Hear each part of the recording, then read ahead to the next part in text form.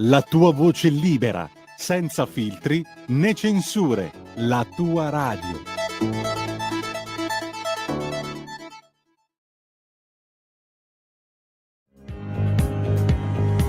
Va ora in onda la rassegna stampa.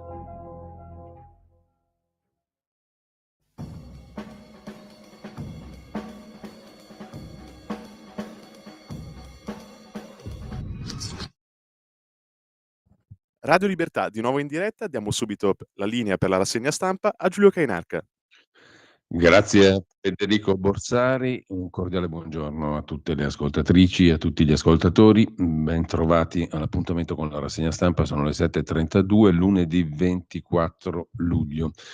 Radiolibertà.net, la pagina Facebook di Radio Libertà per il palinsesto quotidiano, canale 252 del digitale terrestre, spesso ce lo dimentichiamo, c'è anche quello 252 del digitale terrestre. Subito andiamo a vedere la prima pagina dell'agenzia ANSA. L'apertura è sull'attacco di droni su Mosca, un atto terroristico dell'Ucraina, dicono le autorità russe, che peraltro aggiungono nessuna vittima, nessun danno grave. Un taglio alto di auguri a Mattarella, che compie 82 anni, e la festa di nozze in bianco per Michela Murgia, God Save the Queer, il titolo della sua festa. Dopodiché in Spagna i popolari primi, ma la destra è senza maggioranza, il leader dei popolari Feijóo ci vuole provare, Zacchi, ricercatore a Bologna, giustizia per Regeni, difenderò i diritti umani, e Giorgia Meloni, siamo un ponte tra Unione Europea e Africa, ma la migrazione va gestita, dice il Presidente del Consiglio italiana. In Grecia, a Rodi per la precisione, incendi fuori controllo, dichiarato lo stato d'emergenza, scrive ancora l'agenzia ANSA in prima pagina. Dopodiché abbiamo la carica dei virus estivi, i più a rischio sono i bambini. Attenzione, dice il pediatra, i cibi mal conservati, la sabbia, le piscinette. Allerta annegamenti, 6 regole dall'Organizzazione Mondiale della Sanità. Da maggio in Italia almeno 7 i bimbi morti, il 25 luglio è la giornata della prevenzione contro gli annegamenti, in particolare in mare, in piscina, eccetera. Questi sono più o meno i titoli di prima pagina dell'agenzia ANSA. Lo sport tour bis per Vingegaard, ora tenta la doppietta alla Vuelta, il Giro di Spagna, e poi l'Italia che brilla per il nuoto, è argento alla 4%. Così l'agenzia ANSA sommariamente, mentre diamo subito un'occhiata un pochino più approfondita alla notizia delle elezioni in Spagna, popolari primi, ma la destra è senza maggioranza, scrive sempre l'agenzia ANSA in primo piano stamani, una vittoria dal retrogusto amaro, quella del Partito Popolare, che torna a essere la prima forza spagnola, ma a spese del possibile alleato Vox, che quasi dimezza i suoi seggi, mentre i socialisti di Pedro Sánchez tengono oltre ogni previsione. Così l'agenzia ANSA inquadra l'esito del voto in Spagna, un'opera di cannibalizzazione ai danni di Santiago Abascal, il vero grande sconfitto di questo voto, che blocca le aspirazioni di Alberto Núñez Feijóo, che già si vedeva alla Moncloa. I numeri invece gli danno torto, scrive ancora l'agenzia ANSA in primissimo piano. Il blocco delle destre si ferma a quota 169, 136 Partito Popolare, 33 Vox, molto lontana dai 176 seggi necessari per la tanto agognata maggioranza assoluta. L'ex governatore della Galizia chiedeva di averla da solo, alla fine non l'ha nemmeno sfiorata, anche sommando i voti di Vox. Eppure in serata il leader dei popolari, Feijóo, ha comunque rivendicato il diritto di provarci. Come candidato del partito più votato, ha detto il leader appunto dei popolari, credo che il mio dovere sia aprire il dialogo, guidare questo dialogo, cercare di governare il nostro paese. Il nostro dovere è evitare un periodo di incertezza, ha aggiunto Feijóo, chiedendo che nessuno abbia di nuovo la tentazione di bloccare la Spagna. Ma la strada è tutta in salita, il crollo del partito sovranista, il grande osservato di tutta la stampa internazionale è il dato più rilevante di questa tornata elettorale. Passare in 5 anni da 51 a 33 seggi, malgrado l'appoggio di tanti premier europei, non solo Giorgia Meloni, ma anche il premier polacco e l'ungherese Orban, indica una grave battuta d'arresto per una forza che puntava a ripetere anche a Madrid i successi raggiunti dai partiti fratelli a Roma, in Finlandia, in Svezia, in Polonia e nella Repubblica Ceca. In sintesi, l'esito di questa campagna elettorale indica che la partita delle europee dell'anno prossimo è ancora tutta da giocare, scrive l'agenzia ANSA, e che la vittoria dell'asse popolare conservatore non è più così scontata come sembrava fino a poco tempo fa. Dall'altro lato della barricata, Sanchez, il Partito Socialista, canta vittoria per una rimonta che sembrava impossibile, ma che invece lui ha creduto fino all'ultimo possibile. La Spagna e tutti i suoi cittadini sono stati molto chiari.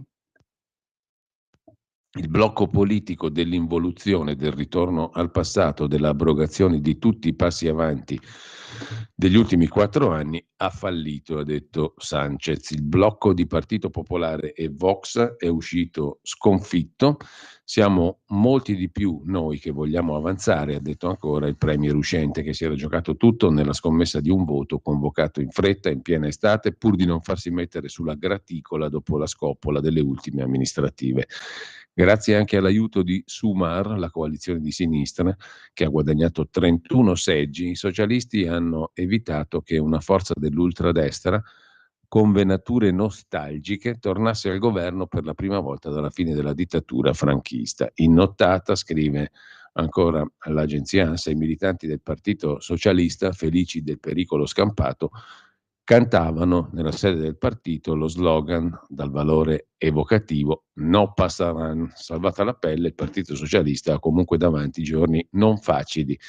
I tanti partiti locali, alcuni indeboliti, altri rafforzati, hanno già annunciato che non daranno il loro appoggio a Sanchez gratis. In particolare il partito radicale catalanista, Junts, potrebbe avere in mano i destini di un possibile nuovo governo, per cui al momento gli scenari che si aprono sono 2: o Sanchez si mette al lavoro e riesce nel miracolo, difficile ma non impossibile, di mettere in piedi una nuova maggioranza, oppure si rischia di cadere nell'abisso del blocco che porterebbe inevitabilmente a nuove elezioni, e c'è già chi prevede un ritorno alle urne a dicembre. Dopo le urne aperte con gli elettori in spiaggia, altre elezioni sotto l'albero di Natale. Non sarebbe un gran regalo per gli spagnoli, scrive l'agenzia ANSA. Cambiando completamente argomento, prima di andare alle prime pagine dei quotidiani di oggi, Saviano, caso Rai come Filippo Facci, definisce Salvini ministro della mala vita, ancora una volta. Lega e Fratelli d'Italia parlano di incompatibilità, portando il caso in vigilanza. La questione la mette in primo piano il settimanale, il mensile, anzi Prima Comunicazione, primaonline.it. Roberto Saviano torna ad attaccare Matteo Salvini, definendolo ancora una volta ministro della mala vita, con la M e la V maiuscole, staccate, 2 parole, mala vita, criticando le parole di Salvini sulla candidatura dell'attivista Carola Rackete alle europee. La maggioranza insorge, esponenti di Lega e Fratelli d'Italia in commissione di vigilanza chiedono alla RAI di ripensare all'opportunità di affidare un programma allo scrittore. Saviano è atteso a novembre, in prima serata su Rai 3, con una nuova edizione di Insider, faccia a faccia con il crimine.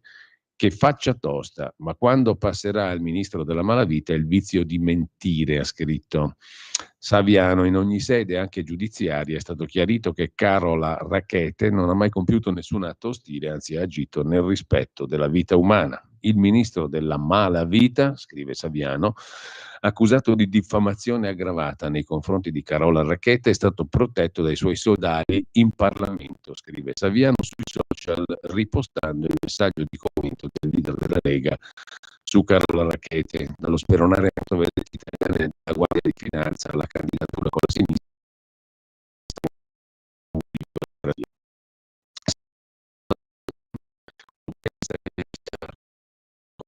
Di usare un linguaggio volgare, insultando, infangando, con l'opinione pubblica o a Saviano si chiede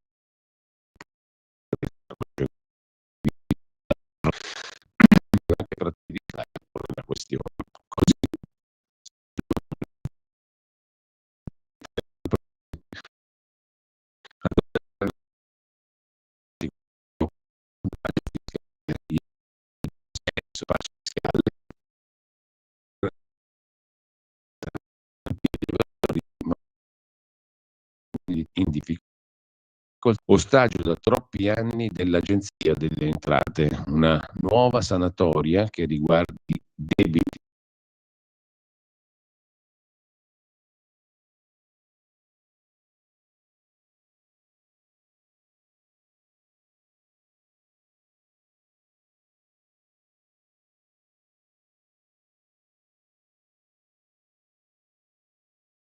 miliardi di gettito hanno fruttato solo una piccola percentuale di incassi, scrive Antonella Gramigna su Atlantico Quotidiano. Sempre su Atlantico Quotidiano poi vi segnalo un articolo di Marco Ugo Barsotti su come funziona il circo meteo-mediatico che fa terrorismo climatico. A parlare il meteorologo Paolo Corazzon. Il caldo aumenta, ma abbiamo avuto altre estati bollenti. Oggi la mania di urlare all'evento eccezionale. I centri meteo seri non parlano di Caronte. Si sente sempre parlare di emergenza climatica. Ogni giorno i media mostrano immagini di catastrofi, inondazioni, incendi o, come in queste giornate estive, caldo infernale, estrema siccità. La colpa è attribuita sempre all'attività umana, allo stile di vita dei paesi democratici e avanzati. Come se non bastasse, quotidiani prestigiosi come il Corriere della Sera titolano Caronte alla massima potenza, col risultato di terrorizzare inutilmente la popolazione. Ci siamo chiesti, scrive Atlantico Quotidiano, chi ha inventato questi nomignoli con cui vengono chiamati i vari fenomeni, e l'abbiamo chiesto direttamente a Paolo Corazzon del centro 3B Meteo, che abbiamo intervistato in esclusiva, laureato con lode in fisica dell'atmosfera, meteorologo, responsabile media, appare in numerosi appuntamenti su diverse reti televisive e radiofoniche. Il sito di Atlantico Quotidiano offre poi alcuni passaggi della conversazione di Marco Ugo Barsotti. C'è anche l'indirizzo a cui potete ascoltare l'intervista in formato audio, e con appunto Paolo Corazzon del centro 3B Meteo. La prima domanda è ovvia: stiamo davvero vivendo un'estate con temperature mai viste prima o siamo in linea con un trend in atto da anni? Effettivamente, risponde Corazzon, anche quest'estate sta facendo parlare di sé, però l'uomo ha memoria corta. Abbiamo avuto altre estati particolarmente bollenti, la stessa estate dell'anno scorso ci ha fatto soffrire parecchio. Quest'anno il caldo è arrivato un po' più tardi, abbiamo avuto un inizio d'estate ragionevole. Il problema è che quest'ultimo periodo si è rivelato particolarmente intenso, al punto che in alcune zone dell'Italia abbiamo anche toccato valori mai raggiunti prima. Questo si inquadra in un contesto generale di aumento delle temperature a livello globale, ma questi ultimi episodi lasciano intendere che questo faccia parte di un trend di crescita che sembra non fermarsi. Usando Wolfram Language è possibile chiedere le serie storiche per qualunque città. Ho provato per Milano, afferma Barsotti, e siamo passati da una temperatura media annuale di circa 15,3 gradi nell'80 a 17,5 oggi, anche se c'è stata una diminuzione tra il 2007 e il 2015.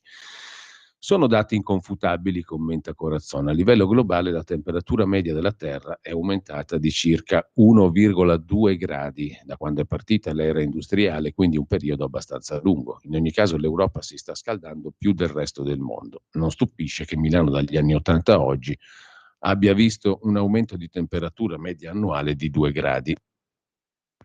C'è un punto interessante: in questi giorni i media parlano di tempesta di caldo. Io vivo a Nizza, dice l'intervistatore, e sono ormai fissi i cartelli che indicano allerta arancione, ma siamo a 31 gradi, temperatura normale in Costa Azzurra a metà luglio, e sono d'accordo, dice il meteorologo Corazzon, si urla sempre alla tragedia e al disastro. In questo purtroppo, soprattutto in Italia, il danno lo fanno anche i centri meteorologici, o meglio entità che si autodefiniscono centri meteo ma non lo sono. Si inventano nomignoli sempre catastrofici da dare a queste ondate di calore, Cerbero, Caronte, eccetera. Il fatto che al sud ci sia tanta umidità non sembra correlato con l'anticiclone che portava clima secco. Anche oggi, osserva Corazzon, avviene sempre più spesso che sia l'anticiclone nordafricano a spingersi verso di noi, mentre una volta era il famoso anticiclone delle Azzorre. Quest'aria dall'Africa arriva da noi dal Mediterraneo, un mare caldo, e se è aria calda, e nell'aria calda ci può stare tanta umidità che viene dalla superficie del mare. Ma quanto a Caronte, non esiste Caronte, dobbiamo dirlo chiaramente, gli avvertimenti alla popolazione sono dati da enti seri, in Italia la Protezione Civile. Insomma, in estrema sintesi, il circo meteo-mediatico fa terrorismo climatico. Dal Covid al caldo, sottolinea anche Eugenio Capozzi sulla Nuova Bussola Quotidiana, stesso copione, l'isteria emergenzialista. Il regime emergenziale ha creato un precedente pericolosissimo per la libertà, innescando una coazione a ripetere che spinge politica, istituzioni e media ad affrontare altri temi con lo stesso metodo, spargere terrore nella società, dipingendo minacce, demonizzare il dissenso come negazionismo, instaurare una selva di obblighi e divieti. Dopo il Covid tocca al caldo, scrive Capozzi sulla Nuova Bussola Quotidiana. Mentre un'altra emergenza costante, non è più emergenza, è la normalità, quella dei rifiuti a Roma. Circola in rete un video di Sabrina Ferilli, l'attrice: se mi avvicino ai cassonetti rischio la vita, la mia salvezza, uno spazzino volontario. Roma, un sabato, come sempre, non è che cambi niente. Inizia così un video di denuncia di Sabrina Ferilli su Instagram. In una storia Ferilli inquadra cartacce, mozziconi di sigarette, rifiuti vari per terra nel quartiere Prati di Roma. Puntualmente è così, puntualmente c'è tutto quello che vedete. Non vi riprendo i cassonetti, dice l'attrice, perché rischio la vita, con morsi di animali vari, mammiferi e non. E poi c'è lui al quale do un piccolo aiuto. Pulisce le 2 o 3 vie che ho intorno a casa, racconta Ferilli, indicando un giovane che pulisce la strada in cambio di una piccola offerta dei passanti. Se questo vi sembra normale, a Roma Capitale pagando, commenta Ferilli, pubblicando la foto con lo spazzino volontario. Per quanto concerne invece la conferenza sui migranti, Giorgia Meloni ha commentato: è l'inizio di un percorso per lo sviluppo dell'Africa. Alla Farnesina, al Ministero degli Esteri, il vertice su sviluppo e migrazioni con 16 tra capi di Stato e di governo. Il ministro degli esteri Tajani ha osservato: il Mediterraneo non sia un cimitero ma un mare di pace. Prima del summit la premier ha incontrato i leader stranieri. Il 27 luglio Meloni a Washington da Biden. Quello che inauguriamo, ha detto il Presidente del Consiglio Meloni, è soprattutto un dialogo tra pari, basato sul rispetto reciproco. Così Giorgia Meloni ha aperto alla Farnesina i lavori della conferenza internazionale su sviluppo e migrazioni. Questa iniziativa, che spero possa essere la prima di molte altre, è unica nel suo genere e in essa credo fortemente, ha aggiunto Meloni, parlando davanti ai leader di quasi tutti gli stati della sponda sud del Mediterraneo allargato, del Medio Oriente e del Golfo, gli stati europei di primo approdo e alcuni partner del Sahel e del Corno d'Africa, i vertici delle istituzioni europee e delle istituzioni finanziarie internazionali. Noi lo consideriamo l'inizio di un percorso, ha detto Meloni, un percorso che ci piace chiamare processo di Roma, che deve rafforzare sempre di più il dialogo tra noi, ma essere aperto anche ad altri contributi. Davanti ai capi di Stato di Tunisia, Emirati Arabi, Mauritania, Libia, Cipro e ai primi ministri di Libia, Etiopia, Egitto, Malta, Giordania, Nigeria, Algeria e Libano, Meloni ha osservato che oggi si avvia un percorso in grado di attuare misure concrete per la crescita e lo sviluppo del Mediterraneo allargato e l'Africa, per affrontare le cause profonde dei flussi irregolari e per sconfiggere l'attività criminale dei trafficanti di esseri umani.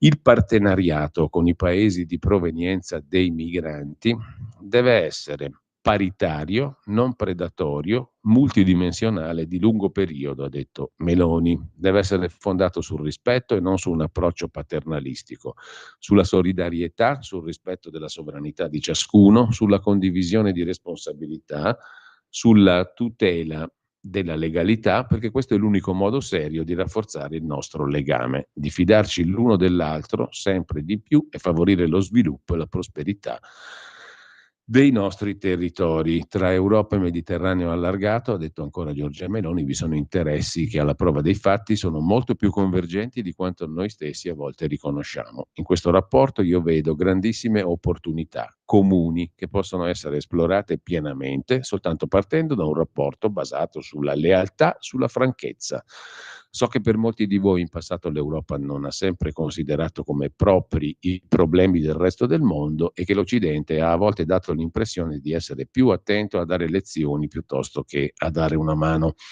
Ma l'immigrazione illegale di massa, ha detto ancora Meloni, danneggia tutti, nessuno ne trae vantaggio se non le organizzazioni criminali che si arricchiscono sui più deboli e i più fragili e che poi utilizzano la loro forza anche contro gli stati, condizionandone le istituzioni, mettendo a rischio la sicurezza dei cittadini, l'economia, la stabilità politica e l'equilibrio democratico. Prima ancora degli stati, questo riguarda le persone, perché al centro dei flussi migratori ci sono loro, le persone, vite, speranze, paure, sofferenze. Queste persone sono usate, ha detto ancora Giorgia Meloni, sono sfruttate da organizzazioni criminali che seguono soltanto la logica del profitto. È nostro dovere occuparci anche del loro destino. Dobbiamo iniziare un percorso di dialogo, obiettivi concreti, un impegno più comune, più collaborazione per contrastare la rete dei trafficanti. I pilastri del roadmap sono il contrasto all'immigrazione illegale, il governo dei flussi legali di migrazione, il sostegno ai profughi e ai rifugiati e soprattutto la cosa più importante di tutte, perché altrimenti tutto quello che facciamo sarà insufficiente, una cooperazione ad ampio raggio per sostenere lo sviluppo in Africa e più in generale nei paesi di provenienza delle rotte dei migranti, affrontando alle radici le cause profonde delle grandi migrazioni, il contrasto all'immigrazione illegale e poi il futuro comune per Tunisia e Italia. Il tema è molto lungo, ho trovato un articolone lunghissimo, in particolare sull'agenzia AGI. Vi segnalo poi, prima di andare alle prime pagine dei quotidiani di oggi, magari ci torniamo sopra, sul sussidiario.net un'intervista a Davide Tabarelli, esperto di energia e presidente di Nomisma Energia, il quale fa il punto sulla situazione gas e energia, giusto appunto. Le scelte di Italia e Unione Europea stanno aiutando la decrescita infelice. Il gas russo continua a essere importante per l'Europa come pure il GNL. Senza investimenti i costi dell'energia non aiutano l'economia. E sulla questione invece Covid, clima, emergenze, eccetera, ha rotto il tabù del reato di opinione, scrive Gianluca Spera su Atlantico Quotidiano, l'emergenza Covid ha fatto scuola e ha creato pericolosi precedenti. La proposta del Verde Bonelli viene da lì. Come ai tempi del terrore sanitario, bisogna isolare i dissidenti, anche i dissidenti in ambito clima. A proposito di libertà di espressione, vi segnalo anche sull'inchiesta.it la rubrica L'avvelenata di Guia Soncini. Questo però no, messo tra virgolette, cioè le imbecillità a mezzo social, le censure della sinistra e la libertà di espressione che non piace più a nessuno. Essendo scemi, negli ultimi 15 anni abbiamo messo i proprietari delle piattaforme a custodire il diritto di parola e abbiamo reso la cosa più fascista che esista, i reati d'opinione, un pilastro del progressismo, le imbecillità e le censure della sinistra. In primo piano nel commento di Guia Soncini sull'inchiesta.it. Il più importante lascito della pandemia è che nessuno è più a favore della libertà di espressione. Nessuno, neanche quelli che se ne dicono difensori, specialmente quelli che se ne dicono difensori. La libertà di espressione o è assoluta o non è, o è estrema o non è. O è libertà di espressione di quelli che vorremmo azzittire infilando loro una patata in bocca, o non è. Vi vedo che annuite dicendo: ma certo, mi farei ammazzare per difendere il tuo diritto a pensarla diversamente. Ma state mentendo, meno male che state mentendo, perché proprio non si capisce con che logica balzana uno si debba far ammazzare per di più per difendere una cosa astratta come il diritto di qualcun altro a dire qualcosa, e oltretutto qualcosa che il martire neanche condivide. Ma per favore, state mentendo perché avete come tutti il vostro questo però no, cioè libertà di espressione, però le battute sugli ebrei no. Libertà di espressione, però i dubbi sui vaccini no. Ognuno ha messo il suo paletto, ma la cosa più grave non è questa, la cosa più grave è la solita, che siamo scemi. Essendo scemi, abbiamo messo a custodire i paletti i miliardari in dollari proprietari dei social network. quelli che peraltro consideriamo colpevoli di averci rimbecillito, violato la privacy e chissà quali altri misfatti. A loro però abbiamo deciso di appaltare la regolamentazione della libertà di espressione. Cos'è successo negli ultimi 15 anni? Ricostruiamolo brevemente. Come vogliamo chiamare la fascia di popolazione di cui stiamo parlando? Elite? Classe dirigente? Privilegiati depressi? Facciamo prima, noi altri. Noi altri fino al 2008 non sapevamo che esistessero gli imbecilli, cioè lo sapevamo ma era un concetto astratto. Se nostro cognato al pranzo di Natale diceva di sapere per certo che nelle fogne di New York c'erano gli alligatori, noi tornavamo a casa sghignazzando, convinti che quel cognato fosse rappresentativo di se stesso, di una propria speciale imbecillità. Non so come sia andata che Elio e le storie tese abbiano scritto mio cugino, ma me lo immagino così, con la convinzione di aver incrociato un cretino particolarmente cretino e la scoperta, prima o magari solo di fronte alla popolarità della canzone, che quella fosse ordinaria cretineria. Tuttavia la seconda parte dell'equazione non la svolgevamo mai, che se ognuno ha almeno un cognato cretino, il mondo sia pieno di cretini, era un sillogismo che sfuggiva alle nostre menti, sebbene apertissime.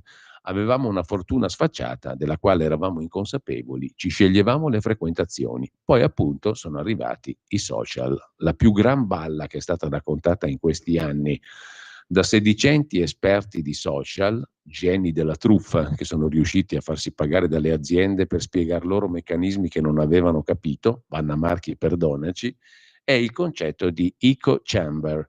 Il social ti fa vedere solo ciò che ti somiglia, ti isola rimandandoti rifrazioni delle tue opinioni, non ti allena alla dialettica perché ti illude che tutti la pensino come te. Ma quando mai? I social ci hanno ogni giorno degli ultimi 15 anni fatto vedere imbecilli che non avremmo mai incrociato, dalle quasi spose il cui gravissimo problema è che i vestiti col velo non sono di loro gusto, ma il marito ci tiene tantissimo al gesto di sollevare il velo, agli antivaccinari che a ogni morto che abbia meno di 90 anni scrivono morte inspiegabile, non c'entra il siero. Ai proprietari di cani che si ritengono genitori del loro animale domestico e si offendono se qualcuno dice loro che le parole mamma e papà servono a indicare altro. Alle disperate che taggano tutto, dalle gomme da masticare alla pensione Miramare, nella cui piscina si tuffano pur di non pagare. Non è vero che senza i social sarei rimasta ignara. Insomma, questi social, le imbecillità mezzo social, hanno portato alle censure e la cosa più fascista è diventata, ovvero i reati d'opinione, un pilastro del progressismo. Ci fermiamo un attimo, poi andiamo a vedere finalmente le prime pagine dei quotidiani di oggi. La tua radio è ascoltabile anche con la televisione in digitale. Sul telecomando della televisione digitale o del tuo ricevitore digitale puoi scegliere se vedere la TV o ascoltare la radio. Risintonizza i canali radio e troverai anche Radio Libertà, canale 252.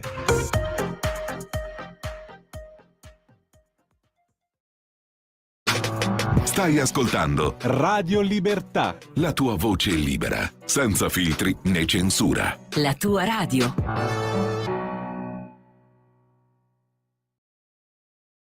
E la linea torna a Giulio Cainarca.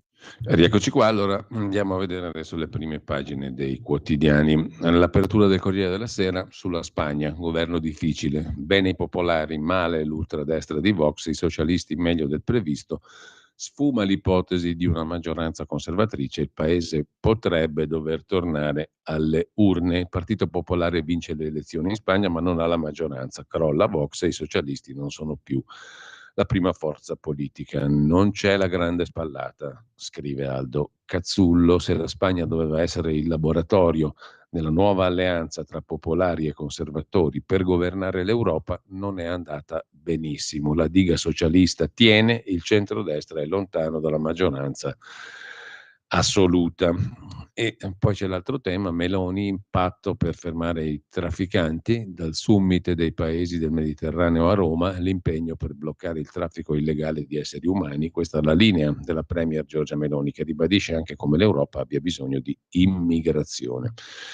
E poi il raid su Odessa, colpiti i civili e la cattedrale, Odessa nel mirino degli attacchi russi, Lukashenko incontra Putin, la Wagner ora mira alla Polonia. La festa per Zaki, ora mi batterò per i diritti umani, e poi Rodi, panico e turisti in fuga.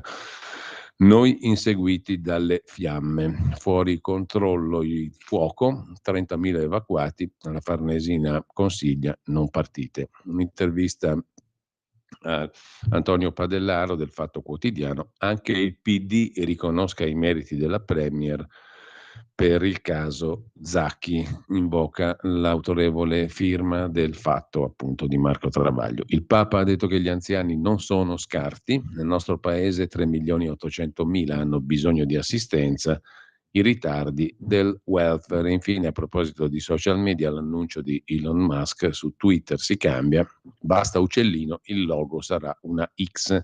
Elon Musk ha deciso di cambiare il logo di Twitter, non ci sarà più dopo 10 anni l'uccellino, ma una grande X. La cronaca: ha ucciso il fratello e poi si è tolto la vita a Verona, morti a 24 e 28 anni. Forse al termine di una lite è stato il padre a scoprire i 2 figli morti rientrando a casa. La tragedia appunto a Verona, scrive il Corriere della Sera in prima pagina. Il Fatto Quotidiano mette in apertura, adesso lo vediamo, la sapete, l'ultima sul blocco navale? Deve farselo Tunisi. Il vertice fuffa Meloni dai leader a Roma per i summit della FAO. La Premier approfitta della presenza di 20 capi del Nord Africa e del Golfo per vantarsi di un risultato che definisce senza precedenti, ma è la solita solfa: noi paghiamo il tiranno Sayed, lui ferma i profughi. Modello Libia, scrive il Fatto in prima pagina. I popolari non hanno numeri certi, i socialisti sono vicini e Vox si sgonfia. Questo è il voto in Spagna. Per gli exit poll il governo non sarà facile. E poi, tornando all'Italia, poltrone e risse, a Palazzo Chigi riescono a litigare da soli. Ultimo giro di nomine. C'è anche il compagno di classe di Mantovano, scrive il Fatto. La frase sopra la testata: Patrick Zaki torna su un volo di linea e ringrazia il governo e i cittadini per essersi battuti per lui, così si dimostra più equilibrato dei suoi accusatori anche italiani. Il Fatto Economico si occupa dell'Expo, che ha un prezzo, l'ha comprato Bin Salman. L'Arabia Saudita, Riyadh, punta a rifarsi l'immagine e si accaparra tutti gli eventi che può. La candidatura di Roma ormai appare sconfitta. I grandi sponsor sono Francia e Israele.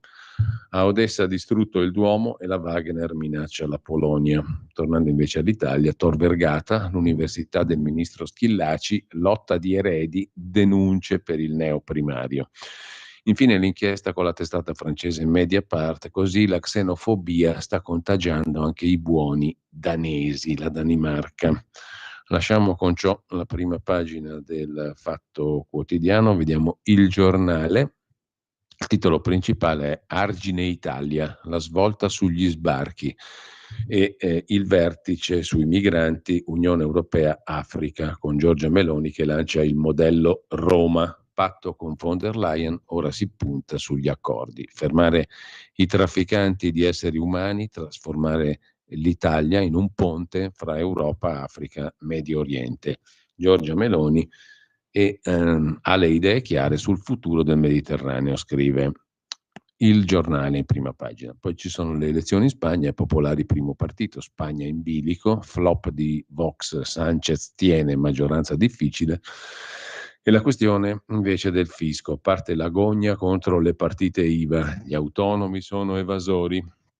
La cassa integrazione per il caldo divide le imprese e il presidente della Confindustria Bonomi fa l'anti-Meloni. Non ci sta Confcommercio.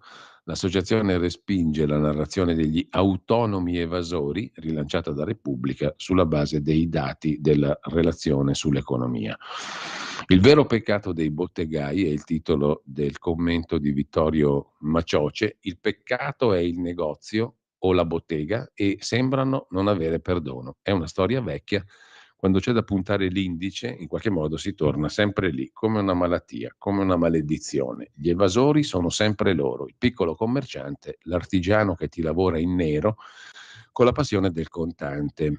Questa schiatta non si arrende ed è questa a imputridire i conti pubblici. È una vecchia litania. Il negoziante e il bottegaio hanno a che fare con i soldi, li toccano, non ce li hanno in banca come finanzieri e imprenditori. E chi tocca i soldi per una certa morale è sempre un po' impuro, scrive Vittorio Macioce sul Giornale.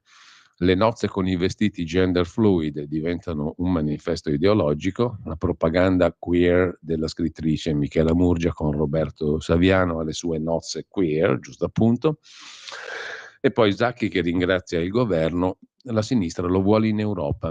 Patrick Zacchi torna in Italia, la sinistra organizza una festa per lui a Bologna e lo candida alle elezioni europee.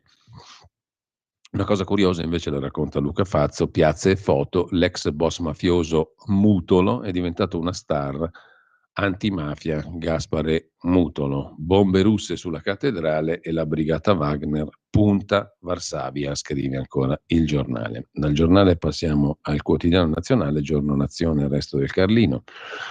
Come al solito sono due i titoli principali, il patto di Roma, ponte tra Africa e Unione Europea, una ventina di paesi del Mediterraneo e del Golfo riuniti dal governo Meloni a Roma, l'immigrazione illegale danneggia tutti, un'intesa per gestire i flussi verso l'Europa. Impegno comune contro i trafficanti, ha rilanciato Giorgia Meloni, nasce un processo di cooperazione. Questo è il tema principale. Dopodiché c'è la fuga dei turisti dalla Grecia, anzi da Rodi, 30.000 evacuati, terrore sulle spiagge, mentre la Romagna alluvionata conta i danni dopo il tornado. I lombardi vanno in ferie a tutti i costi e le vacanze si pagano a rate, ci si indebita per andare in vacanza, il record a Sondrio e a Pavia, scrive in questo caso Il Giorno. Dal Giorno passiamo al Mattino di Napoli, il quotidiano napoletano mette in apertura la questione del patto di Roma sui migranti, ma anche le partite IVA in regola con tasse fisse per 2 anni. La misura nella riforma fiscale, tasse definite in anticipo per 2 anni e meno controlli, un concordato biennale riservato alle piccole imprese. Questo è uno dei piatti forti della legge delega di riforma del fisco appena approdata all'esame del Senato dopo il via libera ottenuto alla Camera. L'idea alla base è semplice. L'Agenzia delle Entrate farà una stima del reddito lordo del contribuente sulla base delle molte informazioni in suo possesso ricavate dalle banche dati. Se l'interessato riterrà adeguata la proposta, pagherà per 2 anni su quel valore, mettendosi in larga parte al riparo dai controlli. Se il reddito effettivamente guadagnato risulterà poi superiore, non nulla in più al fisco. I dettagli saranno definiti con i decreti legislativi che sono attesi in tempi rapidi. La delega fissa comunque una serie di paletti per il contribuente, scrive il quotidiano napoletano Il Mattino in prima pagina. Poi luci e botteghe per la rinascita del plebiscito, il cuore simbolico di Napoli, un accordo con l'ok del Ministero dell'Interno, sia i negozi sotto il colonnato, una firma per cambiare il destino del plebiscito, la piazza simbolo di Napoli. Il prossimo 3 agosto arriva a Napoli in veste ufficiale il Ministro dell'Interno Piantedosi per definire il piano di investimenti destinato a rilanciare la piazza racchiusa tra la Basilica di San Francesco di Paola, Palazzo Reale e la sede che ospita la prefettura. 3 milioni di euro e altri fondi per il restyling e ci saranno anche i negozi sotto il colonnato. Con ciò lasciamo la prima pagina del Mattino, andiamo a vedere anche il Tempo di Roma. Italia ponte d'Europa, il titolo è un virgolettato, sono le parole di Giorgia Meloni, il premier che annuncia l'arrivo di un fondo per gli interventi in Africa e nel Mediterraneo alla conferenza internazionale sui migranti. Un lungo cammino insieme e poi Meloni manda la relazione all'ONU. Von der Leyen alla Farnesina esalta il piano Tunisia, pensa al bis sull'energia. C'è ancora in primo piano sul Tempo di Roma Landini, segretario della CGIL, contro una legge che ancora non c'è. Il leader della CGIL annuncia lo sciopero contro la legge che non c'è, l'ultima frontiera del sindacato, che critica una manovra ancora da scrivere e boicotta i tavoli di confronto col governo. Intanto gli stipendi pubblici salgono grazie al taglio del cuneo fiscale, scrive Il Tempo. Il voto in Spagna è testa a testa, Zacchi è arrivato a Bologna, ringrazia il governo, un giorno importante. Dal Tempo passiamo a Repubblica. Apertura di Repubblica sulla Spagna, il flop sovranista, il crollo dell'estrema destra di Vox che impedisce al leader popolare Feijóo di formare il governo, tengono i socialisti del premier Sánchez e la sinistra di Sumar.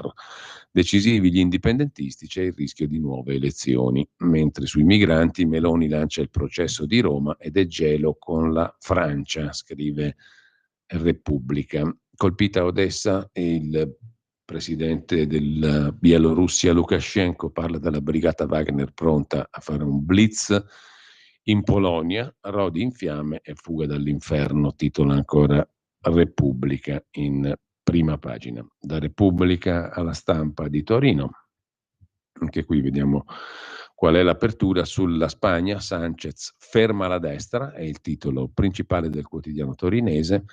Zacchi torna in Italia grazie a Roma, ma ora giustizia per Giulio Regeni, l'inchiesta sugli adolescenti, il dolore che scende nel corpo dei ragazzi, l'inchiesta di Elena Stancanelli alle pagine 22 e 23, che analizza in particolare le tendenze a farsi del male, la sfida di ferirsi al servizio di psicoterapia dell'Istituto di Ortofonologia di Roma, i disturbi del pensiero e del comportamento negli adolescenti. Il fisico dei ragazzi è il palcoscenico delle ombre collettive. Gli effetti sono autolesionismo, anoressia, bulimia e isolamento.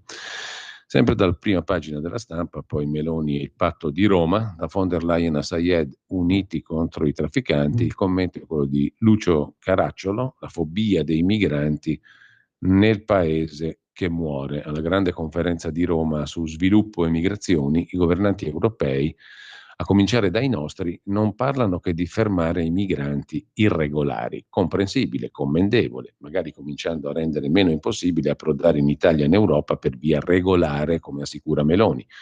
Finora pare che non si riesca a inventare nulla di meglio che finanziare regimi arabi mediterranei perché sbarrino la loro frontiera terrestre con l'Africa profonda, facendo leva sul diffuso disprezzo per i neri. Il caso tunisino è un modello. Morire pugnalati nel Sahara come alternativa ad affogare nel Mediterraneo?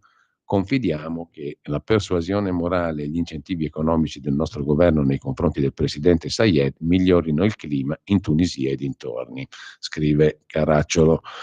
C'è poi ancora in prima pagina sulla Stampa di Torino il lavoro povero, il piano del governo. Ci sarà una controproposta della maggioranza per il lavoro povero. Si va chiarendo il senso della mossa di Giorgia Meloni sulla proposta di salario minimo delle opposizioni. L'apertura della Premier per ora non trova riscontro nell'ufficialità, ma dietro le quinte il lavoro è avviato. Un piano del governo per affrontare il tema dei salari troppo bassi sostanzialmente. Infine Carlo Petrini si occupa dei profitti delle multinazionali che affamano il nostro pianeta per sfamare 8 miliardi di persone, in prospettiva 10. La strada è chiara e rivoluzionaria: smettere di inseguire il profitto, cominciare a difendere la produzione alimentare, la terra da cui essa dipende e le persone che la coltivano. Così sulla Stampa.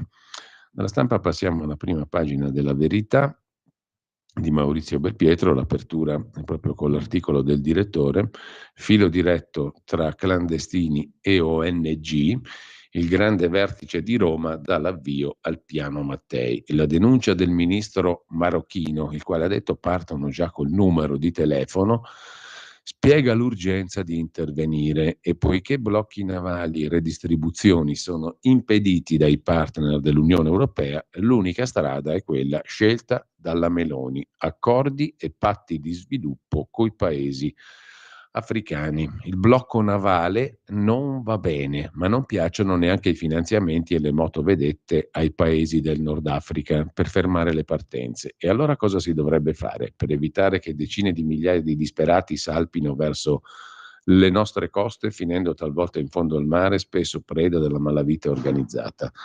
La risposta, secondo Schlein e compagni, è l'accoglienza indiscriminata. Secondo loro, non soltanto dovremmo stendere un tappeto rosso a tutti i profughi che bussano alle nostre porte, ma dovremmo pure organizzare una navetta che faccia la spola tra le sponde di Tunisia, Libia, magari anche Turchia e i nostri porti, in maniera da consentire un traghettamento senza rischi.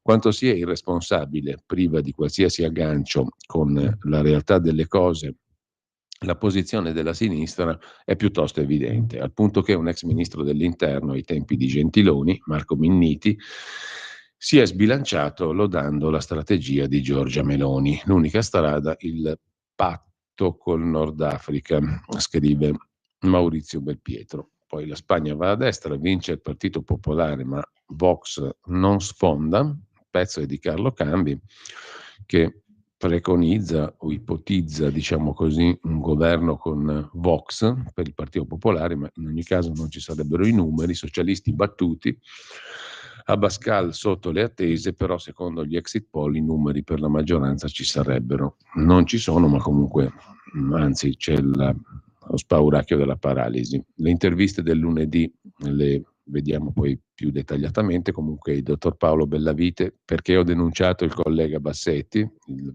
fettivologo genovese, il politologo Germano Dottori, gli americani sono stanchi di questa guerra in Ucraina, e poi Rocco Buttiglione, la Chiesa si apre alla modernità ma non affoghi con lei. L'altro argomento che però la Verità mette in prima pagina è il terrorismo verde, terrorismo green, che divide anche i ministri. Pichetto Fratin si lascia contagiare, i negazionisti fanno danni, bisogna rispettare gli obiettivi sulla CO2, ma il ministro Crosetto dice la Verità che gli ecofanatici vanno fermati o finiranno per consegnarci alla Cina. Un'inchiesta di Serenella Bettin su come si spostano nelle città le piazze dello spaccio e infine un'intervista a Patrizia Mirigliani, organizzatrice di Miss Italia. No trans, la mia Miss Italia rimane scorretta, tra virgolette, combatte gli stereotipi.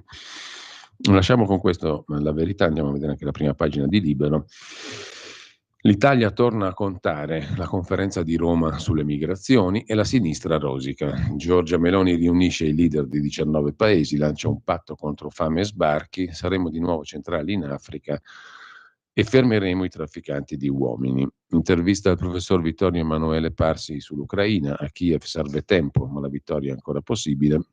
E poi le elezioni in Spagna commentate da Carlo Nicolato, e ora il modello Salvini-Meloni vince in Europa. Io soy Giorgia, soy una mujer, soy una madre, soy cristiana. Quando Giorgia Meloni nell'ottobre 21 ha ripetuto queste parole in castigliano a Madrid sul palco di Vox, in pochi si sarebbero potuti immaginare che nemmeno 2 anni dopo la leader di Fratelli d'Italia sarebbe stata alla guida del governo italiano e il partito di Santiago Abascal sarebbe divenuto l'ago della bilancia di quello spagnolo, senza il quale per il Partito Popolare di Feijóo sembra praticamente impossibile governare in Spagna, così la vede Libero in prima pagina. Effetto Meloni pure a Madrid, ora la spallata alla vecchia Unione Europea. Moderati e conservatori, o anche sovranisti, insieme possono governare. Lo dimostrano l'Italia e la Finlandia. I popolari sfondano, maggioranza con Vox, scrive Libero, ma la maggioranza non c'è, i numeri non ci sono. Mentre Zaki ci fa il comizio su migranti e clima, sbarca in Italia e Schlein corre da lui, scrive ancora Libero. Infine, sciopero CGIL per la manovra che verrà fatta fra 3 mesi. Il delirio del segretario della CGIL Landini, braccia incrociate a prescindere. Il ministro Pichetto Fratin che invece puntualizza, non pagheremo per il fanatismo di certi verdi. Parla il Marò La Torre sul caso Zaki, caro Patrick, più rispetto. Poi l'intervista la vediamo più in dettaglio. A chiudere la prima pagina di Libero, Pietro Senaldi intervista Mirta Merlino, 3 super consiglieri per la sfida Mediaset, la neoconduttrice Mediaset, e poi il caso della morte di Andrea Purgatori. Se ne occupano Melania Rezzoli e Vittorio Feltri. Forse per Purgatori si poteva fare di più, scrive Rizzoli, e anch'io, aggiunge Vittorio Feltri, ho rischiato per colpa dei medici. Sono giorni difficili per i familiari di Andrea Purgatori, scrive Melania Rizzoli, straziati dal dolore per la perdita prematura del loro caro, ma ancora di più per la convinzione acquisita che non sia stato fatto tutto il possibile. E scrive Vittorio Feltri, Andrea Purgatori col quale ho lavorato anni al Corriere della Sera, è improvvisamente deceduto per cause al momento misteriose, scrive Vittorio Feltri. Il caso viene affrontato a tutta pagina 14. Tornando a Melania Rizzoli, forse non è stato fatto tutto il possibile per salvare il giornalista. C'è il tremendo sospetto che le cure alle quali fu sottoposto furono non adeguate se non sbagliate. Una vicenda intricata affidata alla Procura di Roma, che ha sequestrato esami, cartelle cliniche e salma del paziente per accertare se il percorso terapeutico scelto e applicato a Purgatori sia stato corretto e esente da gravi errori diagnostici o di valutazione.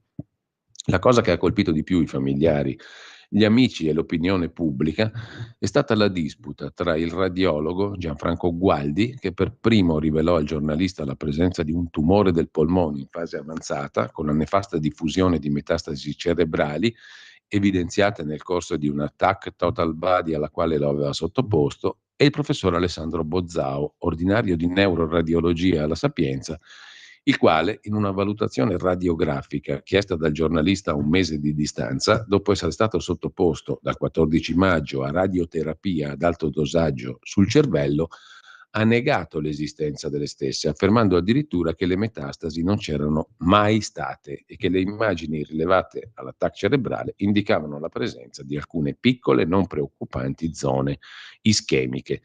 In casi come questi, scrive Melania Rizzoli, è praticamente impossibile ipotizzare chi tra i due abbia ragione senza prendere visione degli esami clinici e strumentali, ma altrettanto ragionevolmente si può affermare che qualcosa non è andato per il verso giusto, visto che il paziente, che ha sempre continuato a lavorare durante le cure ed era in condizioni discrete, è entrato in coma improvvisamente e, da quel che si capisce, poi è prematuramente morto. L'iniziale diagnosi del professor Gualdi è stata messa in discussione anche dai medici dell'Humanitas di Rozzano, ai quali Purgatori si era rivolto quando, iniziando ad avere qualche dubbio sugli esiti dei trattamenti radiologici subiti, ritenne opportuno chiedere un ulteriore parere. E anche in questa struttura i radiologi, dopo esami specifici, sostennero solo la presenza di ischemie diffuse nel cervello, senza evidenza di metastasi. Il mondo medico, scrive Melania Rizzoli, è giustamente sconcertato nel leggere le notizie riportate dai quotidiani.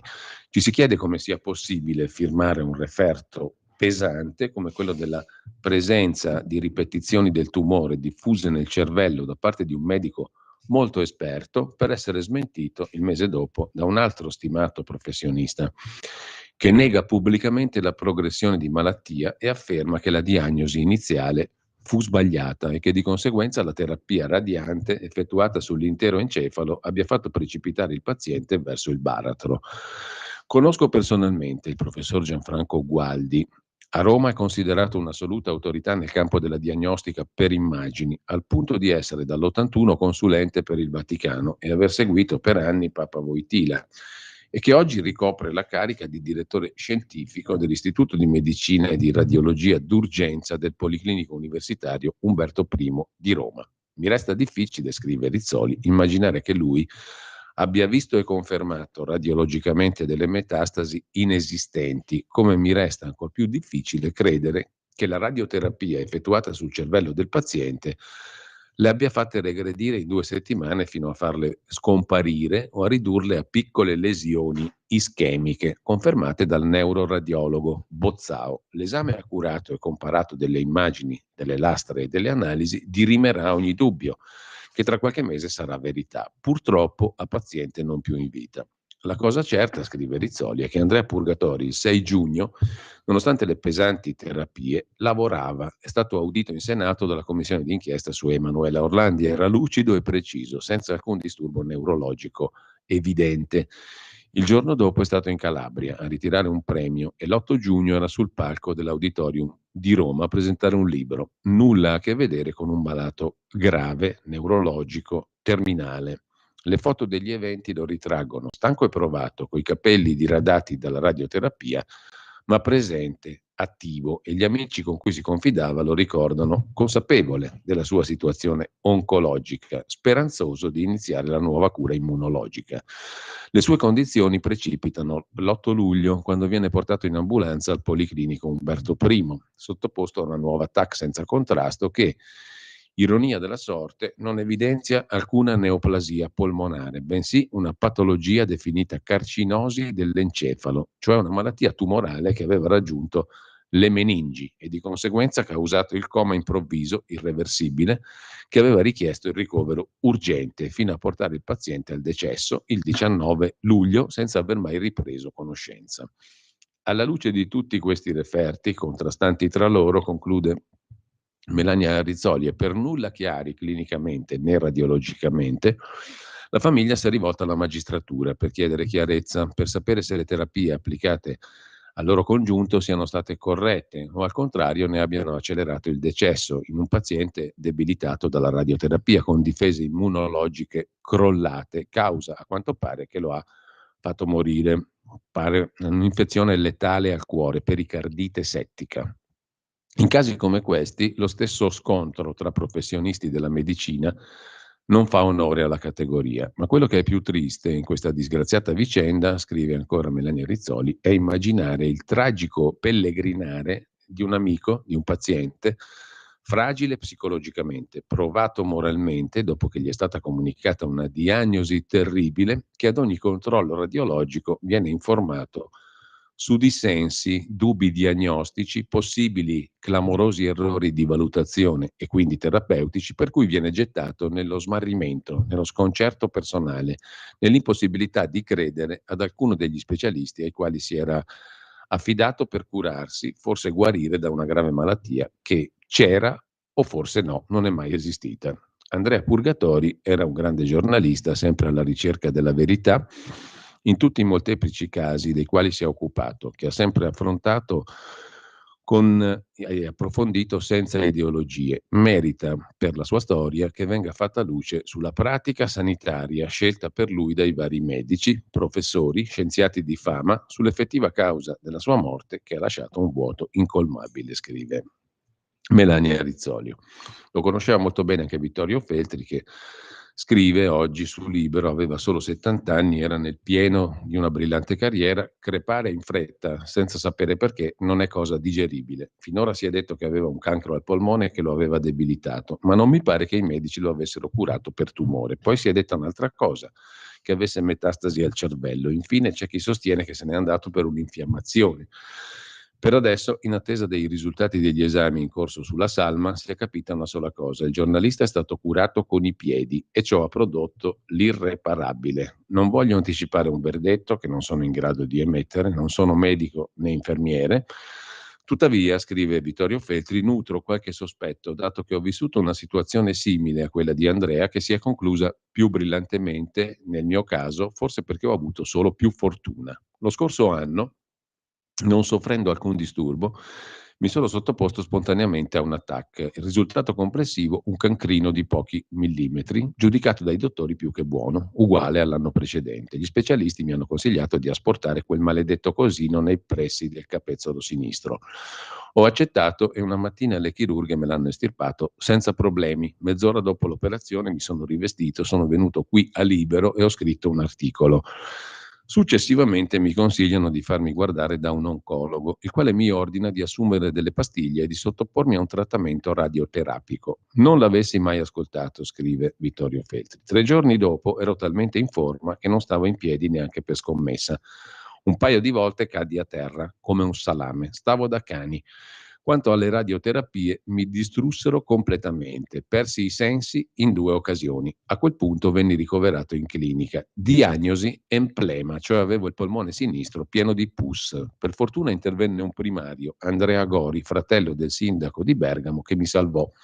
Nel giro di un paio di settimane mi dimise, guarito. Almeno spero, dato che un dolorino al fianco sinistro ce l'ho ancora. Tutto questo lo racconto per dire che quello che è successo a me è successo anche a Purgatori, il quale, se è vero che la sua salute è precipitata dopo terapie radiologiche, probabilmente a ucciderlo è stata l'infiammazione al polmone, Risulta infatti che al cervello non avesse metastasi. Insomma, conclude Feltri, vorrei dire che talvolta le cure date a capocchia sono peggiori della malattia, ammesso che ci sia. Caro Andrea, mi spiace di non averti avvertito prima dei rischi che si corrono ascoltando i medici, che sono come i giornalisti. Alcuni non capiscono un tubo, conclude Vittorio Feltri in prima pagina sul Libero. Ci fermiamo per qualche minuto. Stai ascoltando Radio Libertà. la tua voce libera, senza filtri né censura. La tua radio.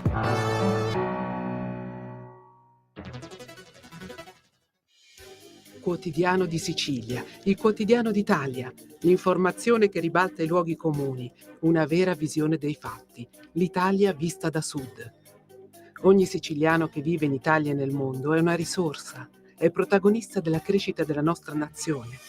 Dai forza alla crescita della nostra isola, abbonandoti al QDS digitale più archivio a soli 99 euro annui.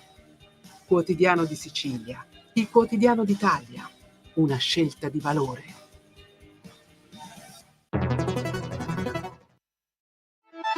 Stai ascoltando Radio Libertà, la tua voce libera, senza filtri né censure, la tua radio.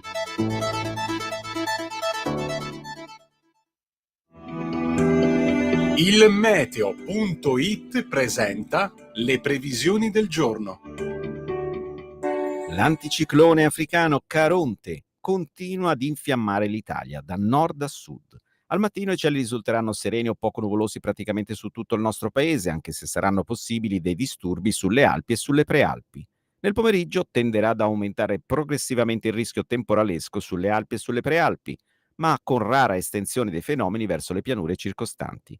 Clima molto caldo ovunque.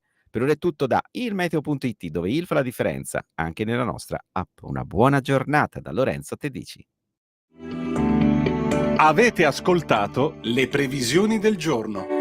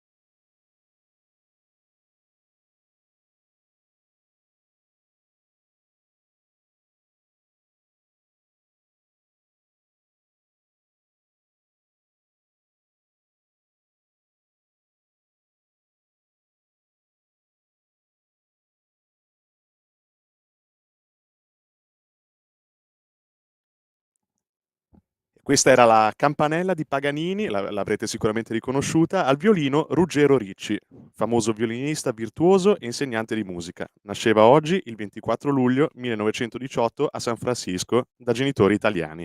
La linea torna subito a Giulio Cainarca. Grazie a Federico Borsari anche per il consueto approfondimento sui brani scelti sulla base del calendario musicale. Intanto noi torniamo ad alcuni degli articoli, ve li segnalo rapidamente, dagli quotidiani di oggi. Il lunedì escono anche gli inserti economico-finanziari, tra questi quello di Repubblica Affari e Finanza, che si occupa del tema dell'auto elettrica o ibrida, un sogno che diventa realtà. 7 italiani su 10, scrive Diego Longhin nell'indagine di apertura su Affari e Finanza, sono pronti ad acquistare un veicolo a batteria. La spinta dal caro benzina, ma resta il freno della insufficiente rete di colonnine per ricaricare la vettura. Gli ostacoli, i tempi di ricarica troppo lunghi per il 44% degli intervistati. Per il 39% i punti non funzionano, sono difettosi o difficili da trovare. L'Italia è fanalino di coda delle vendite in Europa, dove le vetture con la spina a giugno hanno sorpassato i diesel, ma la forte voglia di cambiare modificherà questa tendenza, scrive Repubblica Affari e Finanza. Come cambia la mobilità? La situazione post-Covid vede i veicoli a 4 ruote in netto vantaggio rispetto a tutto il resto. Il trasporto pubblico ha perso notevolmente appeal, meno 11%, più 10% invece per i veicoli a 4 ruote. La propensione all'acquisto di veicoli elettrici e ibridi a livello globale vede in testa assolutamente la Cina. Al secondo posto però si piazza l'Italia come propensione all'acquisto di veicoli elettrici, dopo la Cina.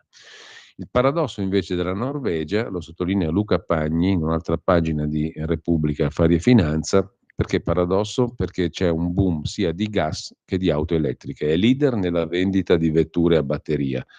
Ma intanto il governo norvegese riapre i giacimenti di idrocarburi e va alla ricerca di terre rare. La Norvegia ha annunciato la scoperta di un giacimento da 230 milioni di barili di petrolio e gas, quindi i giacimenti classici di idrocarburi. Nello stesso tempo è leader nelle auto elettriche. Su Repubblica Affari e Finanza, poi per andare invece in Italia, vi segnalo l'anniversario del porto di Gioia Tauro, 25 anni. La Calabria che non ti aspetti, scrive il dorso economico e finanziario di Repubblica. L'articolo è di Giuseppe Smorto. La storia a lieto fine dello scalo a 25 anni dal primo master plan. La prima scena è la prima pietra di Giulio Andreotti, 25 aprile 1975. Promette a Gioia Tauro il quinto centro siderurgico quando l'acciaio è già in crisi. Placa i contestatori col fazzoletto rosso in nome del lavoro. La seconda è il deserto, 1000 ettari, 700.000 alberi di ulivi e agrumi rasi al suolo, il paese di Eranova cancellato. La terza scena è il porto abbandonato, che riprende vita a metà degli anni 90. La quarta, 17 navi attraccate, 2 gennaio del 23. Quindi una storia a lieto fine, nonostante gli sprechi, le pressioni mafiose, le promesse mancate della politica, la burocrazia del declino calabro. Il porto container di Gioia Tauro conferma la crescita e la leadership italiana e fa segnare un incredibile più 81,8% al terminal auto. Oggi non è più una cattedrale nel deserto. 600 convogli porta container ogni anno partono da Gioia Tauro. Il gruppo MSC ha investito 210 milioni in 3 anni sul porto calabrese, scrive Repubblica Affari e Finanza. La classifica mondiale, i grandi porti container nel mondo, vede Gioia Tauro al 65° posto. In Europa il porto più grande è quello di Rotterdam. Genova è al 78° posto. Mentre per quanto concerne il Corriere della Sera c'è una novità che riguarda la sanità lombarda milanese, non residenti, sanità a pagamento. Il prezzo 20 euro. Se finora la visita alla guardia medica era stata gratuita per tutti, da oggi diventa a pagamento per chi lavora, studia o è in vacanza a Milano ma non è residente lombardo. Altra novità, se invece si chiama il dottore per un controllo a domicilio, la tariffa sale a 35 euro. I cambiamenti sono stati annunciati con una nota sul sito internet dell'azienda della salute, l'ATS di Milano. Per i sindacati si tratta della vittoria di una battaglia che combattono da anni. L'accordo collettivo nazionale del 2005 prevede che la continuità assistenziale sia rivolta ai residenti nell'ambito territoriale afferente alla sede di servizio per visite non differibili. Il dottore per le visite a domicilio costerà 35 euro a chi non è lombardo. L'assistenza era gratuita, tariffa di 20 euro per la guardia medica, scrive il Corriere della Sera. Nel dorso nazionale invece c'è da segnalare l'intervista ad Antonio Padellaro, fondatore del Fatto Quotidiano, di cui è stato anche direttore e opinionista firma del quotidiano diretto da Marco Travaglio. Perché il PD non riconosce i meriti di Giorgia Meloni nel caso Zaki? Nell'opposizione ho visto contorcimenti assurdi pur di non ringraziare l'avversario. Il PD si sente depositario di tutto quello che riguarda i diritti umani.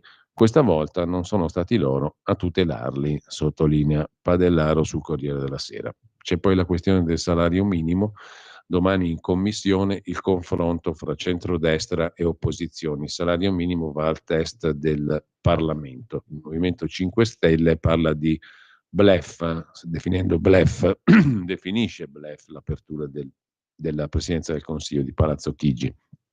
Il Presidente della Commissione Lavoro di Fratelli d'Italia ha proposto un rinvio a settembre.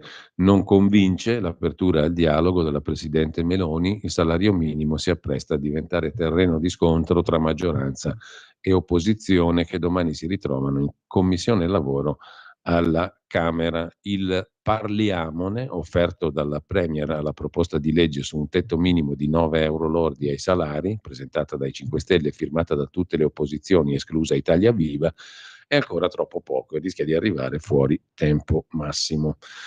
C'è una tabella che riassume i paesi che hanno e non hanno il salario minimo. Quelli che non ce l'hanno sono Italia, Austria, Danimarca, Finlandia, Svezia. Gli altri vanno dai 13,37 euro del Lussemburgo, 12,15 euro del Regno Unito, 12 euro in Germania, Belgio 11,87, Francia 11,27, fino ai 3,08 euro di Ungheria, 2,37 della Bulgaria. Parla il ministro Urso sul tema nessun pregiudizio, ma la priorità sono i prezzi. Ecco il piano sui beni primari. La CGIL mi stupisce, convoca lo sciopero, ma la manovra non c'è. C'è poi il tema degli anziani che ha riproposto anche Papa Francesco, il welfare che manca. Nel 2050 saranno oltre 5 milioni gli anziani. Il pontefice dice non siano degli scarti. Nel 46% dei casi l'assistenza è a carico dei parenti. Il governo lavora a una riforma, il paese invecchia. Poi ci sono 2 interviste, ve le segnalo a volo. La prima al cantautore Francesco Baccini: 10.000 camalli volevano uccidermi, le mie nottate con De André fui truffato dal manager, non avevo più niente. E Gigi Marzullo, che festeggia i 70 anni, viene intervistato dal Corriere della Sera. Mi sono sposato perché l'ha deciso De Mita. Alda Merini era gelosa di me, feci colpo su Richard Gere. Ma lasciamo il Corriere della Sera con il dorso torinese. Qui c'è una storiaccia, una specie di spy story. Spiavano le riunioni di grandi aziende, un'inchiesta della Procura di Torino, in questo caso sulle agenzie di security, coinvolti ex carabinieri e forze dell'ordine. Per 4 volte la Cassazione ha annullato diversi sequestri probatori disposti dalla Procura, confermati dal Tribunale. 2021 il fatturato della Mapei SPA, colosso modenese i cui dirigenti sarebbero stati indebitamente spiati, era di 3,6 miliardi. 10 gli indagati, le persone coinvolte in un'inchiesta che ha portato perquisizioni a fine del 21. Dagli accertamenti è nata questa indagine. Un intreccio di acquisizioni indebite, di notizie e immagini, accessi abusivi a sistemi informatici, comprese banche dati del Ministero dell'Interno, intercettazioni ambientali illegali, ex carabinieri appartenenti alle forze dell'ordine, dipendenti di agenzie di security. Secondo l'ipotesi investigativa della Procura, emersa da una sentenza della Cassazione chiamata a decidere su alcuni decreti di sequestro, questo sarebbe lo scenario. Spuntano 2 episodi. nel modenese a Sassuolo 2 degli indagati che si procurano notizie e immagini per un'azienda, la Keracol SPA, mediante l'uso di strumenti di ripresa visiva o sonora. Insomma, spiavano le riunioni di grandi aziende. Mentre sul Fatto Quotidiano vi segnalo l'articolo dedicato all'Università Policlinico Universitario Tor Vergata del Ministro della Salute Schillaci, a cardiologia, denunce, eredi e arrivi dal Texas e guerra per il primariato a Tor Vergata, in corsa chiamato dagli Stati Uniti il medico che operò anche Berlusconi, una storia di baronie, diciamo, nell'ambito dell'università dalla quale proviene il ministro Schillaci. La denuncia è di qualche giorno fa, l'ha presentata alla procura un ricercatore primario facente funzioni di cardiologia al Policlinico di Tor Vergata, Gaetano Chiricolo, che ha denunciato il suo avversario, il professor Francesco Barillà, direttore della scuola di specializzazione, che dovrebbe esserci aggiudicato anche il primariato col via libera della regione Lazio. Denunce, eredi, guerra per il primariato a Tor Vergata. Mentre c'è un curioso articolo sul Fatto di oggi tra un giro di opinioni tra ex eletti che non sono più parlamentari in confessionale: mutui, cene, leggi per Berlusconi, privilegi, invidie, denaro. Gaetano Quagliariello, Lucia Azzolina, Melania Rizzoli, Giovanni Legnini, Elio Vito, Luigi Vitali, Gioacchino Alfano, insomma tutti gli ex deputati, alcuni ex deputati, le cui considerazioni vengono raccolte da Antonello Caporale per il Fatto Quotidiano. Dice per esempio l'ex parlamentare Quagliariello, ex ministro: la voglia e la foga si andavano perdendo a ogni legislatura, l'entusiasmo declinava. L'ex ministra Azzolina: mi sono liberata delle cattiverie e delle invidie dei miei colleghi e anche dei 5 Stelle. È stato un grande sollievo.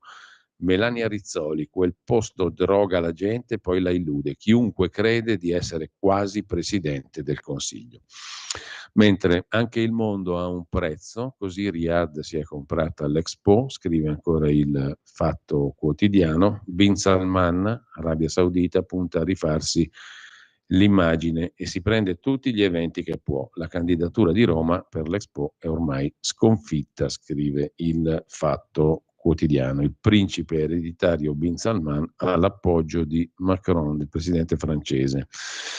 Mentre sul Giornale si dedica grande spazio all'emergenza immigrazione e alla conferenza di Roma. L'Italia, nuovo argine all'invasione. Il governo inaugura la lotta ai trafficanti con l'impegno di tutti. I 21 stati hanno partecipato all'evento organizzato ieri a Roma. La premier ai leader del Mediterraneo riuniti ha detto: il nostro paese è inevitabilmente un ponte, ma i confini esistono e vanno rispettati. C'è l'intervista al vice ministro degli esteri Edmondo Cirielli. Torniamo grandi in politica estera con l'autorevolezza e non coi muscoli. I governi del passato sono poco credibili, dice Cirielli. Giorgia Meloni non è prepotente, ma niente piedi in testa. E sullo stesso argomento c'è anche un'altra pagina, il commento di Fausto Biloslavo: il modello Roma, Giorgia Meloni sprona l'Unione Europea, è il primo passo per il famoso piano Mattei, più volte citato dal premier Giorgia Meloni. L'Italia convince l'Europa a concentrarsi sui paesi africani, patto anche con Ursula von der Leyen. Roma caput Africe e del Mare Nostrum, il Mediterraneo allargato riunito alla Farnesina con la regia di Giorgia Meloni, molto cambiata nell'approccio all'immigrazione clandestina. Il pugno di ferro del blocco navale, gli strali contro l'Europa matrigna da campagna elettorale hanno lasciato il posto alla Realpolitik, dettata dal passaggio di leader minoritaria di opposizione a Presidente del Consiglio. Molti elettori che speravano nel tutto e subito sono scontenti, ma il cambio di passo di Giorgia non significa cambio di marcia. La Premier sta portando a casa risultati impensabili per una leader della destra ancora dipinta col Fezze e il manganello. Meloni col suo governo, scrive Biloslavo, è riuscita a convincere l'Europa unita a concentrarsi sulla dimensione esterna della crisi migratoria. La dimostrazione concreta è la conferenza di ieri a Roma, un successo diplomatico che è il primo passo del piano Mattei per l'Africa. Ora però le belle parole devono cominciare a trasformarsi in progetti concreti. L'Europa non è più matrigna ma madrina del governo italiano. Ieri la Presidente della Commissione von der Leyen ha difeso e proposto come esempio il primo tassello del disegno di Giorgia Meloni per aggredire l'immigrazione clandestina, cioè il partenariato strategico con la Tunisia inviso ai talebani dell'accoglienza. È ribadito che si tratta di un modello per il futuro da replicare con altri paesi nella regione. Il patto d'acciaio von der Leyen-Meloni non è solo geopolitico sul fronte immigrazione, ma riguarda le elezioni europee del prossimo anno. La Premier, soprattutto se il centrodestra vincesse in Spagna e il voto per l'Europarlamento darà i risultati sperati, punta a scalzare i socialisti, garantendo il posto alla Presidente della Commissione von der Leyen. Per fermare gli sbarchi non basta rafforzare la guardia costiera tunisina o libica, che in ogni caso hanno già intercettato oltre 40.000 migranti da gennaio. Fondamentale sarà il ritorno a casa dei tunisini arrivati illegalmente in Italia, e ancor più i rimpatri dei migranti subsahariani che transitano da Tunisia e Libia. Altro punto cruciale è la lotta ai trafficanti, se necessario con metodi poco ortodossi. Ai leader ospiti a Roma, la Premier ha proposto un coordinamento tra le nostre strutture di intelligence, perché parliamo sempre degli scafisti, ma lo scafista è l'ultimo anello di una catena sempre più lunga. L'aspetto securitario non è sufficiente. Meloni nel suo cambio di passo, con il piano Mattei, scrive Biloslavo, ha chiarissimo che la bomba migratoria si disinnesca aggredendo i nodi alla radice. La vera sfida sarà quindi lo sviluppo in Africa, più in generale nei paesi di provenienza delle rotte dei migranti, ha detto Meloni, e per farlo ci sarà bisogno di soldi europei, ma anche delle nostre imprese. L'Italia è già impegnata in Africa per poco meno di 1 miliardo di euro. A queste risorse si sommeranno quelle a favore del clima, 3 miliardi nei prossimi anni, e poi ci sono i 300 miliardi del Global Gateway, un mega investimento europeo citato da von der Leyen. Non si tratta di farli calare dall'alto o peggio scambiarli per regalie anticamera di corruzione, ma bisogna coinvolgere i paesi che utilizzeranno le risorse, ha detto Meloni. Energia pulita, ma anche i vecchi gas e petrolio, infrastrutture, accordi sempre più stretti su risorse e sicurezza alimentare nel Mediterraneo allargato. Sono tutti tasselli del piano Mattei. L'Italia capofila, unico difetto il tempo. Visioni strategiche di questa portata hanno bisogno di anni per dare i frutti sperati sulla crisi migratoria. Al contrario, gli sbarchi aumentano ogni giorno, con un ritmo di 2 volte e mezzo rispetto all'impennata del 22. Se facciamo una stima al ribasso del doppio degli arrivi, vuol dire 200.000 migranti a fine anno, scrive Fausto Biloslavo. Mentre, aggiunge sempre Biloslavo sul giornale, i talebani delle ONG fanno il contro-summit e parlano di accordi, quelli italiani, sanguinari. Gli estremisti dell'accoglienza vanno all'attacco. È un memorandum della vergogna, quello fra Unione Europea e Africa, quello voluto da Giorgia Meloni. Dietro c'è la Mediterranea di Luca Casarini, indagato per immigrazione illegale, ma diciamo così, chiesto dal Papa Francesco come partecipante al prossimo sinodo dei vescovi. Lasciamo con questo il tema dell'immigrazione e il patto mediterraneo di Roma, il modello Roma, diciamo così, il Mediterraneo allargato che si è riunito alla Farnesina. E sul giornale vi segnalo anche, peraltro, una questione, quella relativa al caso Zaki. Il commento è di Gian Michele Sin sul personaggio Zaki, difensore dei diritti, che scorda la sua salvatrice. Ha omaggiato Bologna, i suoi prof, le ONG, ma si è guardato bene dal citare Giorgia Meloni. Mentre una cosa molto curiosa, racconta Luca Fazzo, si parla di Gaspare Mutolo. Che ci fa uno scanna cristiani come Gaspare Mutolo in via D'Amelio a commemorare Borsellino e gli agenti di scorta? Cosa ci fa nelle foto ricordo insieme a Salvatore Borsellino, fratello del magistrato ammazzato dalla mafia? Lui, Mutolo, uno di cui la madre di un bambino ammazzato dalla mafia dice dopo averlo incrociato sul luogo della strage. Ricordiamoci che lui e i suoi compari brindarono con champagne e caviale il 19 luglio del 92.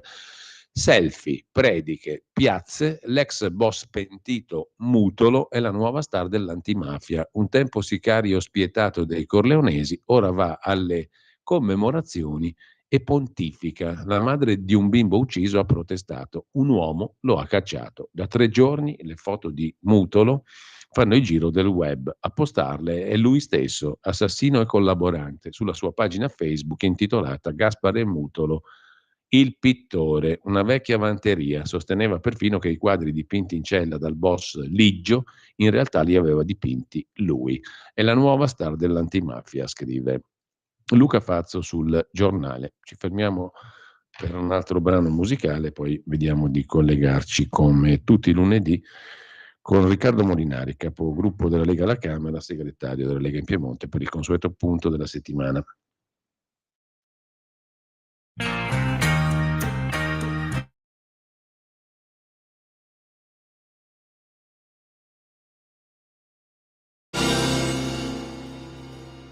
Che cosa c'è?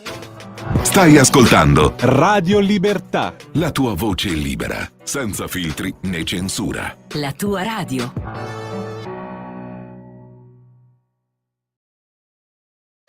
Un nuovo modo per sostenere la tua radio. Visita radiolibertà.net. Ti basta un click e potrai versare il tuo contributo volontario direttamente online. Potrai donare con ogni tipo di carta di credito, anche prepagata. Ti aspettiamo online Su radiolibertà.net. Sostieni la tua radio con il tuo contributo volontario. Radio Libertà. La tua radio. Diamo voce alla nostra gente.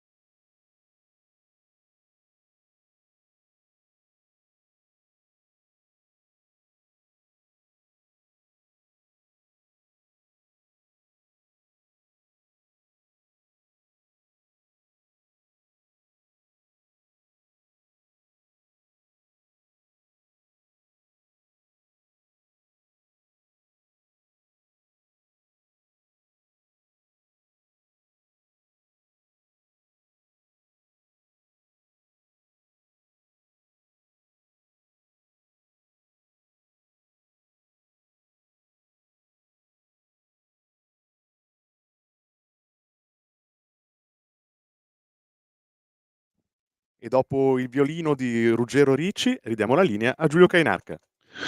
Bene, non riusciamo stamattina a collegarci con Riccardo Molinari che sta prendendo un aereo proprio in questo momento, per cui avremo brevemente dopo un piccolo stacco per il Qui Parlamento. Intanto vi segnalo dal Mattino di Napoli un retroscena dedicato a Matteo Renzi, la mossa di Renzi verso Forza Italia, così difendo Berlusconi, dice il leader di Italia Viva, dalle folli accuse dei pubblici ministeri. I magistrati di Firenze infangano Berlusconi, mai votato per lui, ma basta trattare gli avversari da mafiosi.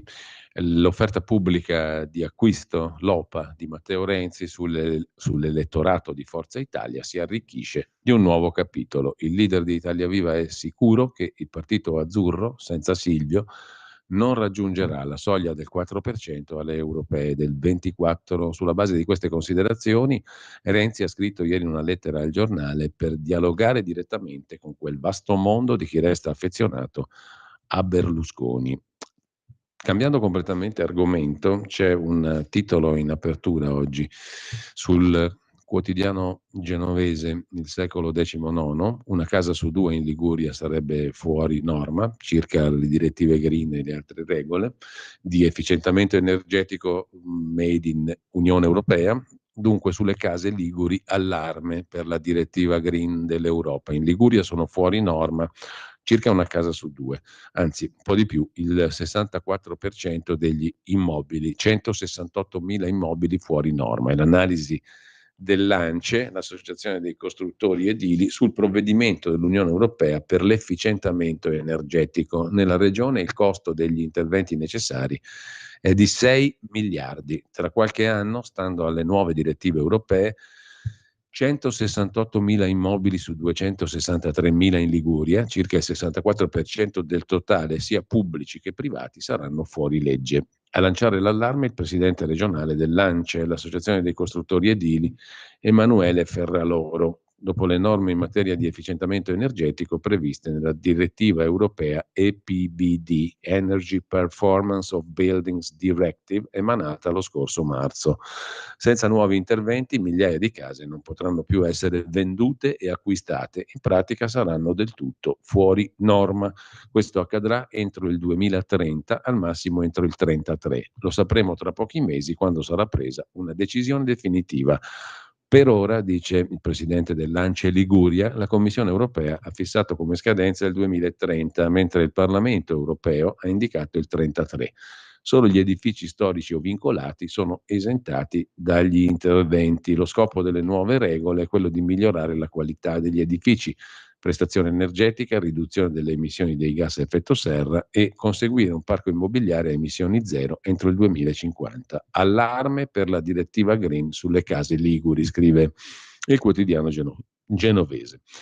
Mentre su Repubblica, vi segnalo, tornando alla Spagna, l'articolo di Anna Lombardi che mette in luce il partito, il ruolo centrale in Spagna dopo il voto del partito indipendentista catalano dell'ex presidente catalano Carles Puigdemont.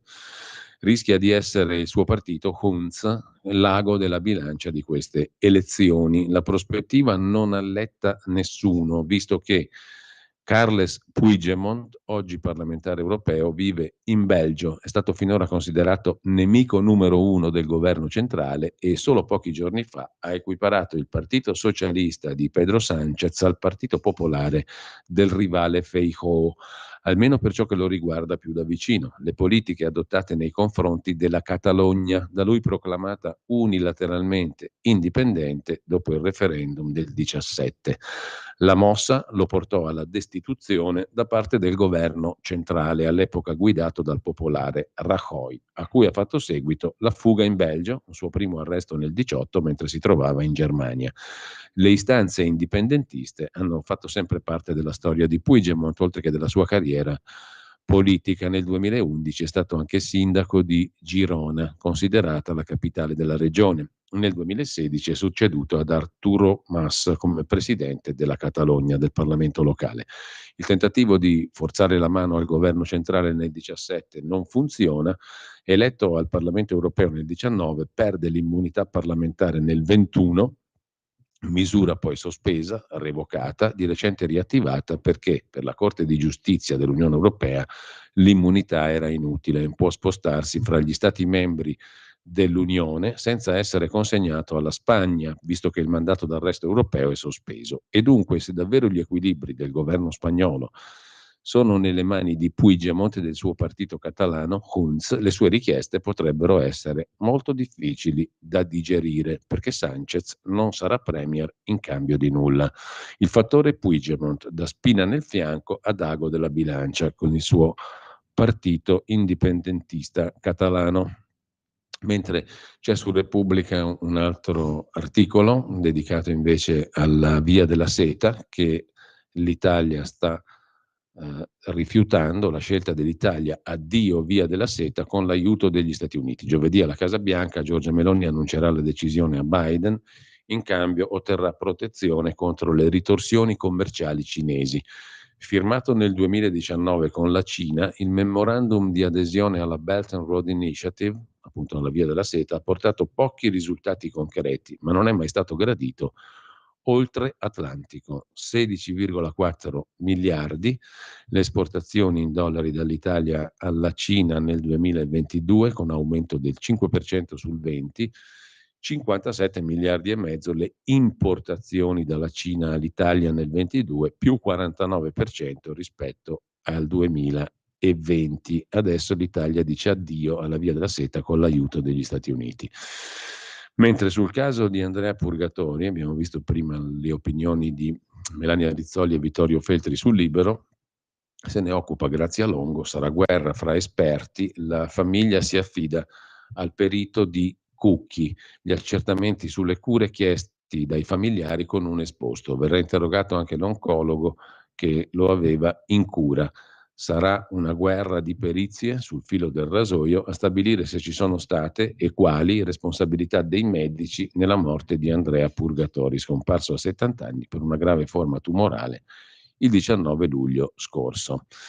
E vi segnalo adesso, prima di entrare in pausa, la lunga intervista su La Verità al ministro Crosetto contro gli ecofanatici, vanno fermati o ci consegneranno alla Cina, la politica alla Timmermans distruggerebbe l'industria europea e alla fine comprometterebbe gli stessi obiettivi ambientali. L'asse PPE conservatori può evitarlo, dice il ministro Crosetto. A seguire c'è sempre sulla Verità un'intervista al ricercatore, il medico patologo e professore Paolo Bellavite. Ecco perché ho denunciato Bassetti. Il ricercatore Bellavite è tra i firmatari della lettera contro il virologo, scredita i colleghi ma non è un esperto di mRNA. Perché può parlare in TV e noi no? Ci vogliono zittire. Io ho censurato quando ho dato le cifre dei casi avversi.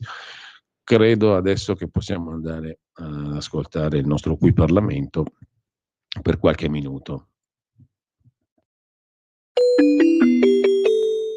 Qui Parlamento. Grazie Presidente Fontana, onorevoli colleghi, Vice Ministro Sisto. L'Assemblea avvia oggi l'esame della proposta di legge già approvata dal Senato recante modifiche al decreto legge 20 febbraio 2006 numero 106 concernente i poteri del Procuratore della Repubblica nei casi di violazione dell'articolo 362, comma 1 ter del Codice di procedura penale in materia di assunzione di informazioni delle vittime di violenza domestica e di genere. Si tratta dell'Atto Camera 1135 a prima firma della senatrice Giulia Bongiorno e in particolare voglio ringraziare appunto la collega, la Presidente della Commissione Giustizia al Senato, la senatrice Avvocato Giulia Bongiorno per la sua sempre alta attenzione e sensibilità su questa tematica.